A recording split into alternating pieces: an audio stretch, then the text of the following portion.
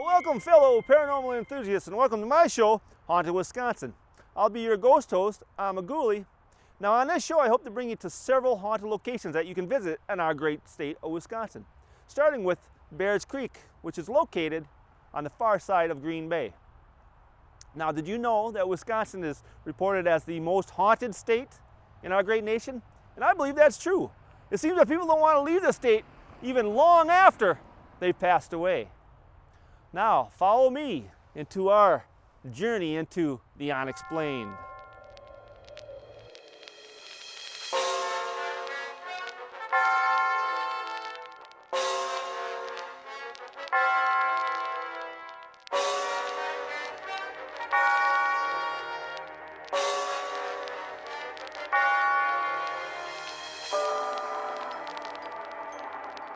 Here we are currently standing in front of the railroad crossing bridge that actually crosses over Baird Creek. Now it's been said on numerous occasions there's been sightings of apparitions of two small children in this creek. One girl, one boy, who stand in the middle of this running waters. There's also been reports of a man who walks the trails here at Baird Creek, an apparition of a man who walks the trails. Now we don't know who these people are or why they're here, but hopefully someday they can find their way over to the next world. Now follow me down to the trail and I'm going to tell you a little bit about my experience here at Baird Creek. Come along.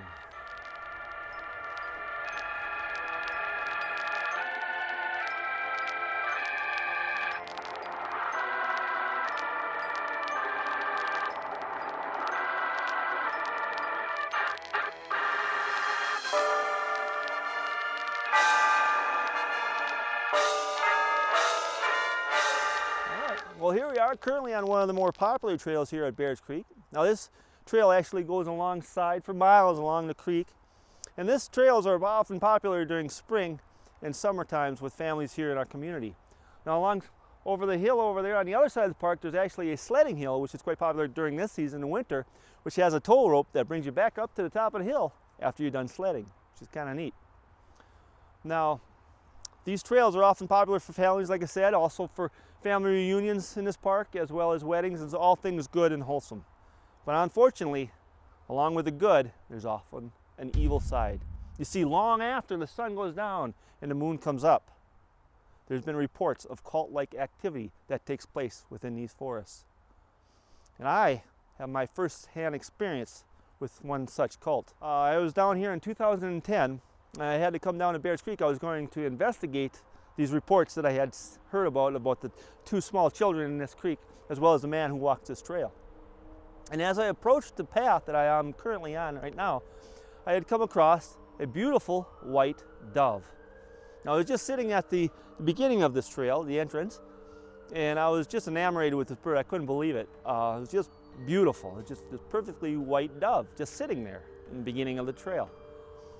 Of course, I got up pretty close to it, and it seemed like it was almost like it was tame. I mean, it just sat right in front of the trail as I approached it. Now I got within a foot's distance of this bird. And so as I got a little closer and I was thinking about this, it actually did get startled and flew off.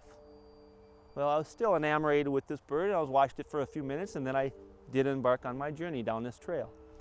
And as I got a few yards into this trail, I would notice to my right what I believed was a statue of the Virgin Mary.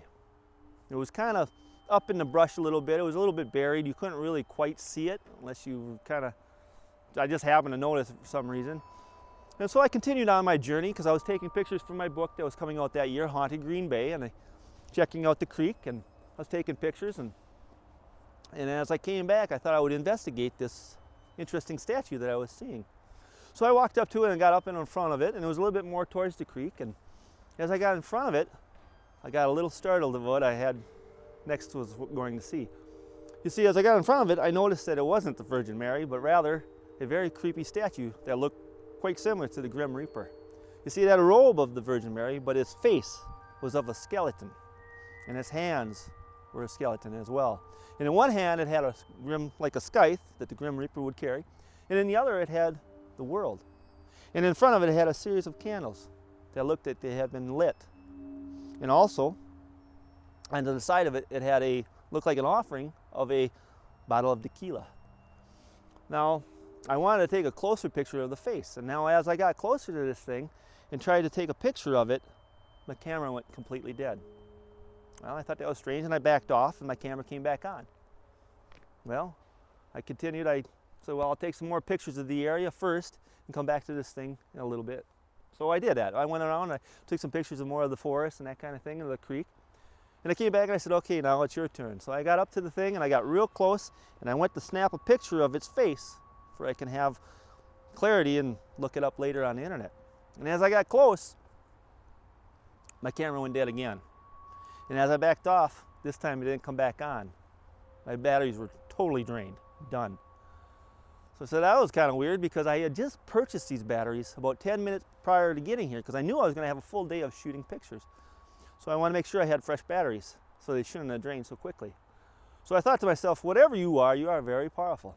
So I went back home and I looked up exactly what this statue what the statue was. It was actually a statue of the Santa Muerta. Now that is a cult that started in Mexico about 15 years ago. And it started with the criminal element there.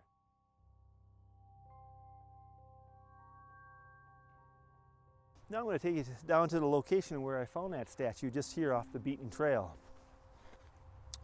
Now, like I said, this cult-like religion actually started in Mexico amongst the criminal element, usually amongst the drug cartel there in Mexico. And I should say it was right around in this area right here. Now, of course, during the spring and summertime, this is a little bit more overgrown and you can't see as well in here. And it was buried amongst weeds and so forth like that. But like I said, it started amongst the drug cartel, mostly in Mexico, this Saint Death or Santa Muerta religion. And what they would do is they would pray to this statue for the death of their competition, as well as death to law enforcement, and also for safe passage of the drugs trafficking from Mexico over to the United States. Now, amongst these statues, there's three main robes that they like to dress this Santa Muerta in. One is the color black, which is used for protection from law enforcement, also for praying for the death of your enemies. Number two is brown, which is used to conjure up spirits of your family members from the world of the dead. And number three is the color purple, which is to be prayed to open a porthole between the world of the living and the world of the dead, for spirits can come through freely. Those are the three main ones, and those are usually used, like I said, amongst the criminal element in Mexico. Now, this thing has grown popularity over the last 15 years. It started about 15 years ago, and it started with the criminal element, but it has actually grown amongst Mexico and here in the United States amongst the more poor communities. Now they have three other robes that they also use amongst these communities. There's a white robe, a green robe, and a red robe. Now these are more, I guess, if you want to say more innocent robes to be used. They're used amongst the poor, and they pray to this Santa Muerta for prosperity, monies, and well-being. But it is still considered a cult. And I am going to bring you back to my place where I do have a statue of the Santa Muerta, and I'm going to show you a little bit about the robes and what this Saint Death holds in her hands. So we'll be going there next.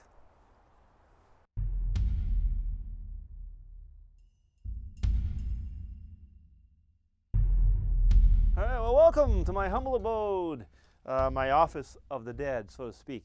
Now, I brought you here to show you my personal Santa Muerta statue, or Saint Death.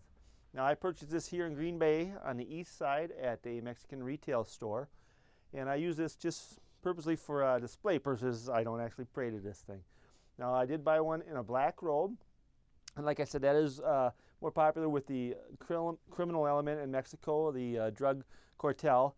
And like I said, they pray to this thing for the safe passage of their drug trafficking from Mexico over to the United States, as well as the death of their enemies, as well as law enforcement.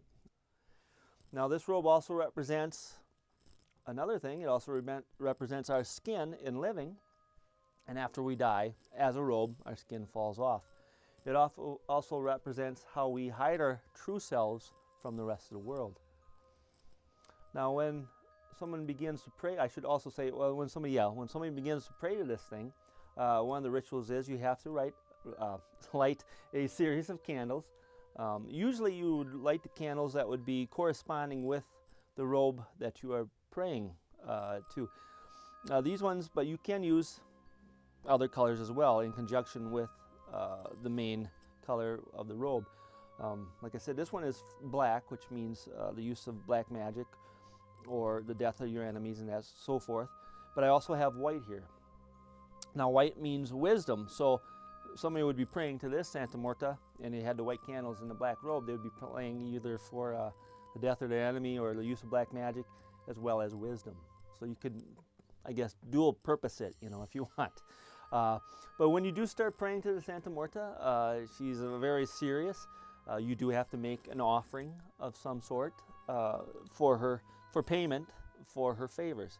And those three main offerings usually are of fruit, which I have a banana here, or of tobacco. I guess she's a heavy smoker. She is death after all. And she also likes liquor, and those three things. Now, if you do pray to her and say you don't give her payment, her offering of one of those three things, she's very serious. She will end up killing or taking the death of your family and yourself as well. She also is, if you decide to change religion and say convert to another type of some form of religion such as Catholicism or something like that, she also will cause death amongst you and your family members. So she's not to be taken lightly. But that's about all I have for her. If I say, if you see one of these somewhere, stay clear. It's kind of scary. And be safe and take care. And thanks for joining me.